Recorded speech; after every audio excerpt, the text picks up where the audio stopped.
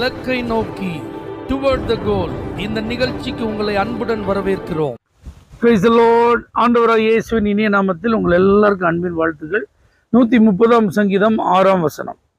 எப்பொழுது விடியும் என்று விடியற் காலத்துக்கு காத்திருக்கிற ஜாமக்காரரை பார்க்கிலும் அதிகமா என் ஆத்மா ஆண்டவருக்கு காத்திருக்கிறது.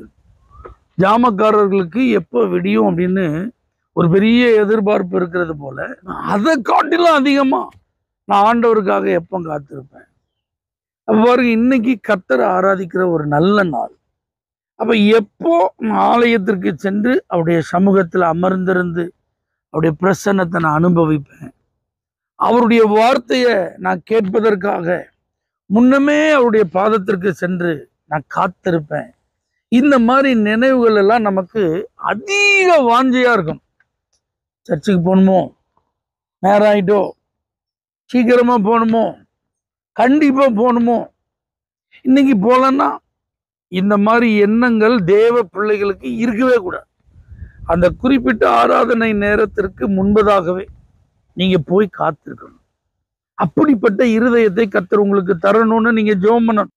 நீங்க எத்தனை வயது உடையவர்களா இருந்தாலும், நீங்கள் ஆராதிக்கிற ஆலயத்திற்கு செல்வதற்கு உங்க வீட்டில இருந்து எவ்வளவு தூரம் இருந்தாலும், நீங்க பயணம் செய்வதற்கு உங்களுக்கு என்ன வசதிகள் இருந்தாலும் அல்லது வசதியே இல்லாம இருந்தாலும், உங்க இருதயம்னு ஒண்ணு வரும்போது, நான் எப்பொழுது ஆண்டவருக்காக காத்திருப்பேன்.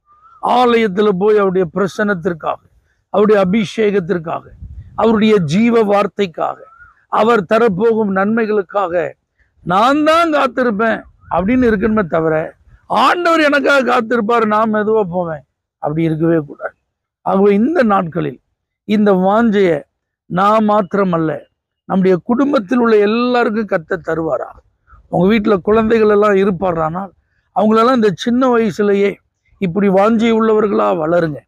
அவங்களுக்கு இப்படிப்பட்ட நல்ல ஆர்வத்தை நீங்க கற்றுக் கொடுங்க. ஆலயத்திற்கு செல்வது எவ்வளவு முக்கியத்துவம் வாய்ந்தது. அங்க போகும்போது எப்படி சந்தோஷமா போகணும், எவ்வளவு ஆசையா போகணும், எவ்வளவு தீவிரமா போகணும், ஆரம்பிப்பதற்கு முன்பாகவே போகணும். இதெல்லாம் நல்ல முன் உதாரணங்களா நாம் நம்முடைய பிள்ளைகளுக்கு நல்ல மாதிரிகளா இருந்து கற்றுக் கொடுப்போம்.